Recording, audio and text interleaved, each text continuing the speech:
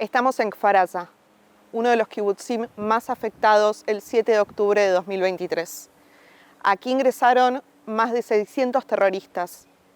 En ese momento había 950 residentes. Se escuchaban risas, juegos, charlas entre vecinos que se conocen hace muchos años. Hoy se escucha silencio. Hay solamente 20 personas. Se escuchan los helicópteros, los drones. Y aunque el kibutz y la comunidad se está reconstruyendo, la herida y la cicatriz está vigente. My name is Shachar Tzuk. I'm a resident of kibutz Kfar Aza. I didn't grow up here. My parents moved here 10 years ago, and I moved permanently here on 2021. I'm the oldest of three. I have a younger sister and a brother. I'm aunt to three cute nephews, and this is my kibbutz. And how was this place on October 5, October 6? It was busy. It had a lot of children, like a big baby boom for a few years. This playground was full of kids playing all hours. We were planning the traditional kite festival. On the morning of October 7th, we had more than 990 residents, around 450 families. And how many people are here today? Permanent residents are less than 20 people currently. So this place was filled with kids from dawn to dusk. So this place was full of joy and screamings And laugh and laugh. and singing. Yeah. And how do you feel right now that we only hear like a helicopter going around? And drones, helicopters, the machine guns, the bombs. The sound of the reality breaking, I think. Like the contrast, the opposite. Yeah. In Hebrew we say החלום ושברו, the dream and its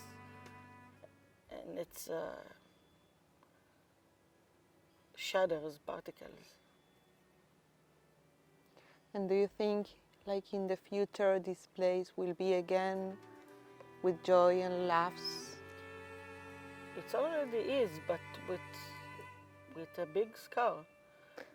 How can you define people who used to live here, the community? Peace seekers,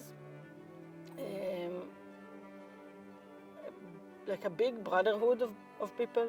We had one of the strongest amateur football teams in the region, Kfar Aza, who were, I think they were the champions before the war.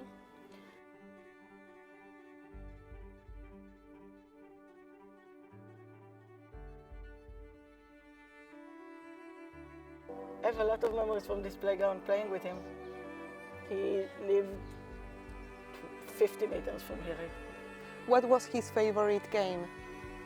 There's like a course painted on the pavement, and a part of it says Eretz Ir. It's a game when a person gives you a letter and then you need to find a country, a place, an object, a plant, an animal.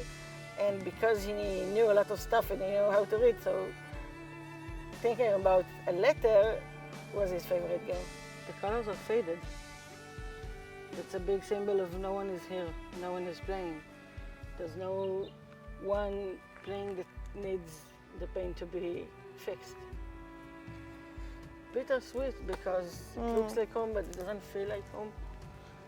When I say that we were in the playground with my nephew, I had a family. We used to come here as a family. I think they're afraid to come back with kids, with small kids. Two of my nephew's friends from kindergarten were kidnapped to Gaza. And his other friends saw their parents fighting for the door of the safe room. Or, I don't know, losing their parents. My nephew was afraid at 4.5 years old of the chance of him becoming an orphan, which is insane. Where is he living? For Saba. And are they planning to come back, or it's not an option? I don't think so. And also, I know what happened here. Like this entire area, the grass was full of bodies. And the basketball court was full of bodies. And I know that. Like one of my nephew's favorite spots was full of dead heroes and dead terrorists. I can't understand the joy and the cheering for kidnapping babies. My parents, my mom volunteered and took humanitarian causes to Israeli hospitals. No one paid her to do that, and there's a border between Egypt and Gaza as well. No Egyptian hospital took the amount of Israeli hospitals under their care. And where were you on October 7th?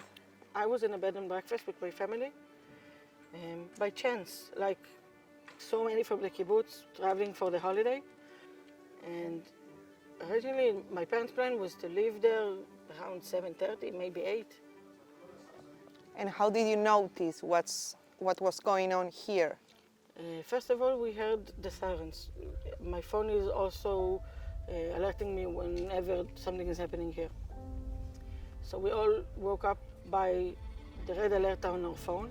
Both my parents were in the kibutz management on different departments. My mom was managing the education, and my dad was part of the emergency response team, which helps the first response team to operate. And I reckon that he got the actual notification. We heard it as rumors that there are terrorists in the kibbutz. And we saw the message that people need to take shelter and not to open to anyone. Then my mom got a call, and she was running after my nephew. So she gave me the phone and she told me, check what does he want? And she was referring to my sister-in-law's brother. Answered the phone and he whispered, everyone's dead. And then everything. What did he say? Everyone's dead. And then everything started. Then I asked, then more information started to come, and everything was still confusing. They came to this neighborhood around 9 and started to harm people. And the first people were shot, not abducted. The first abduction happened around 10, and the last person abducted from Kfar Aza was around 12. And the IDF fought here very hard until Tuesday Eve, and only by then they gained control of the neighborhood, because the terrorists waited, they booby-trapped the roads, bodies, they put people on the roof as snipers. This neighborhood was hit the hardest. Half of the people from this neighborhood either murdered or abducted. Can you describe the moment you received the message of your brother saying everyone is dead? Like, what did you feel? What did you think at that point? I thought there was a small group, like maybe even 2 terrorists in the kibbutz. A huge tragedy happened to them, but it's gonna end soon. Like, within an hour, everything's gonna end. Within an hour, I realized it's not the event, and something horrible was happening. And I was trying to mitigate it to my friends when I asked them for help, but I didn't want also to announce the bad news to people without formal channels doing so.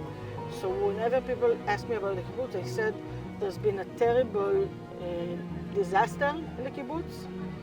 The situation is dire, but I didn't add anything. I knew that there were dozens of people murdered, but I didn't say that. My parents notified my sister-in-law about her parents, and after a while she came and said, I need to make maps help me. To make? Maps. And special forces started to enter the kibutz, but they didn't have the geographical information. Where are the high points that can control fire? Where are the critically wounded? Where are the suspect entry points? So I helped her to make maps.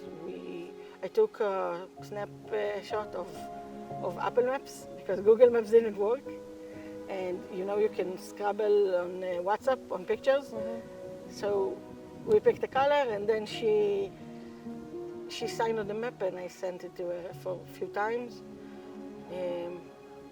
I helped people on phone calls, also in text, but also on phone calls. People called me, and they just needed not to be alone, and to be told that help is coming. And I lied because I didn't know if anyone would come, but I did it, and also helped saying to IDF, we haven't heard from this house, this is the location on a map, please go there.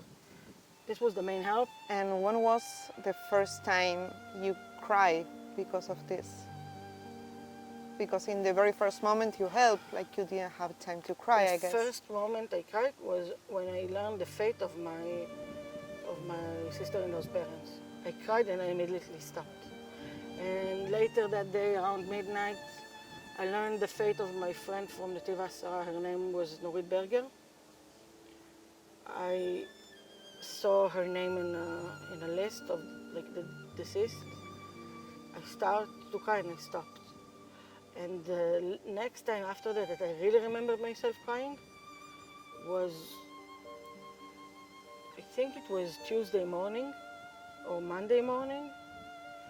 I went to Kiryat Gat with my mom to do an ultrasound or a blood test or something. After that, we went to a shopping center. We needed to get some groceries. We were still at the bed and breakfast. We had nowhere to go to. Like on the movie Terminal, you're stuck. I felt exactly the same. And I waited for my mom at the car, and I started to cry. And I cried for like 10 minutes plus, feeling that reality is broken. Like something in the reality shattered, and I can't explain what the feeling was, but in retrospect, it's a great way to describe PTSD.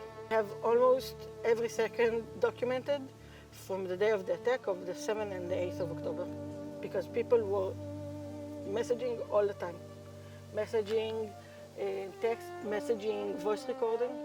We have people begging in voice recording, cursing, like, where are all the soldiers? The point that hurts me the most is Ofir Shoshani. You can see her in the picture on the flag. I remember vividly the messages from Ofir. She's saying that she was shot, she's crying for help, she's begging, please, please, please, someone come and help. She begged for an hour plus. And do you still have those messages? Of course. You wasn't here on October 7th, but in case you had been, it was like 100 meters from here. I know that if I would have been home, I would have been murdered. What do you feel when you say this to me? How do you feel? I think what most people from Kfar Aza feel, that it's by sheer chance, good luck and bad luck, that some of us are alive and some of us are not. Some of us were abducted and some of us didn't. 1 out of 13 was either killed or abducted. And did you talk with your neighbors about reconstruction, rebuilding? What do they think? Some people feel like we need to ruin everything and rebuild because they don't want to live in a mausoleum, and I can understand it. Some people feel the need to commemorate and remember their loved ones, the place that they were murdered or fell protecting the kibutz, or the the childhood bedroom of their loved one that is never going to get home again. I think that there's another voice that is often overlooked, people who are held at gunpoint in their homes without any structural damage to their homes. And this is a home that is, I can't imagine anyone living there, or like Kut's family's house. How can you live where the entire family was murdered? Parents and 3 children. I can't imagine myself living with these ghosts around me. But having said that, these ghosts also are around me as part of the community. So I don't know, but you can hear multiple opinions. Everyone are trying to live best with the wound that they carry, either if they want to rebuild or to freeze in time. This is rebuilt by the state of Israel, as opposed to the neighborhood behind it, which was rebuilt by a volunteer organization called Achim Laneshek, Brothers in Arms. And when is your home going to be ready? I have no idea because it's no longer my home. As soon as we packed everything in boxes, it became the kibutz apartment again. I know that they're working on this for at least a month now. Don't know how long it's going to take, but the estimation for the entire kibutz to be ready is summer of 26. Some parts of the kibutz haven't started the rehab efforts. Some are currently in progress. That means also houses, but also utilities, power lines, water pipes that were damaged either by IDF or by terrorist attacks. And how do you imagine the kibbutz in the next couple of years? The community is broken. Some parts can't go back here or go back south, but they're still part of the community.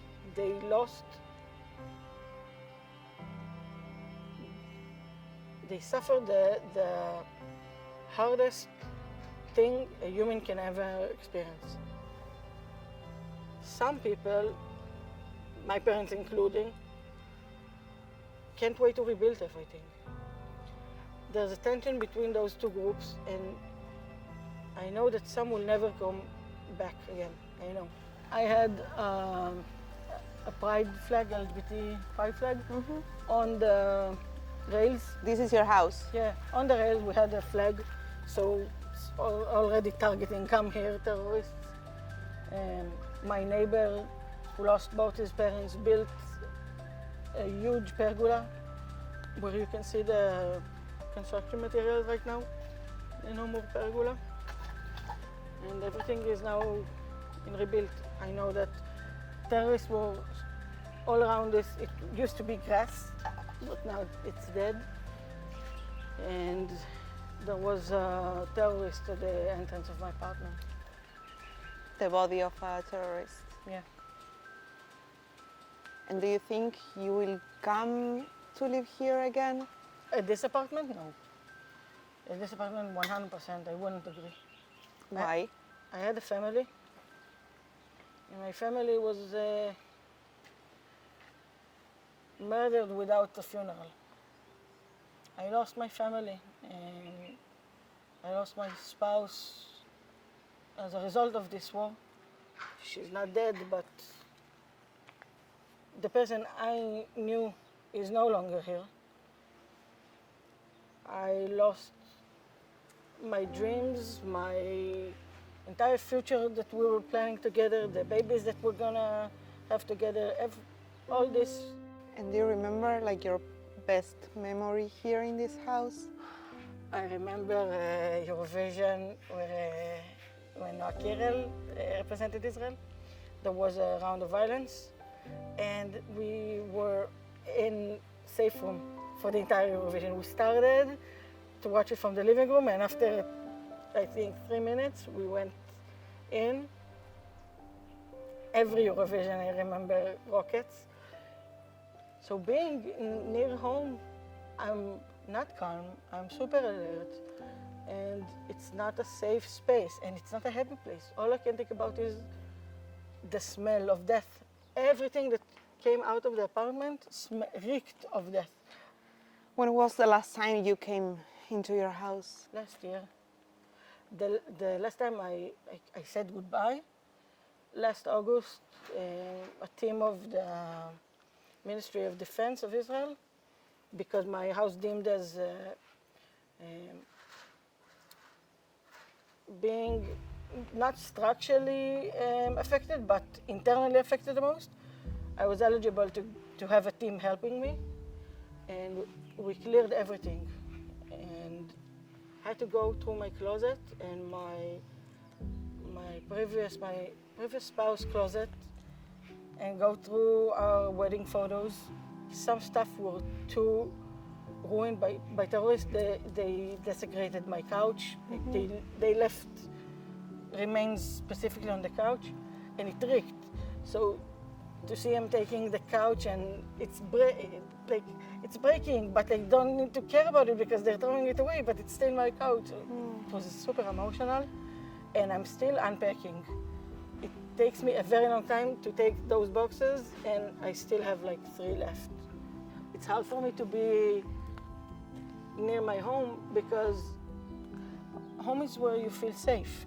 I don't feel safe. I lost the ability to feel safe and 100% calm. I'm always on some level alert. The second I saw the footage of the pickup trucks in Sderot, I realized there's nowhere to come back to. There's nothing to come back to. For the first 3 weeks, I didn't know if I'll ever see my guitars again because of the scare of booby traps. So people who didn't go through this, who slept in their own bed and were able to choose what they want to eat. I didn't choose for a year and a half. Then they don't understand a lot of things. They don't understand the small things that can drive me insane. I couldn't go back to this same apartment. Kfar Aza, I don't know. And how can you imagine the balance between remember what happened and move on? I think it's different between individuals. I carry it every day with me.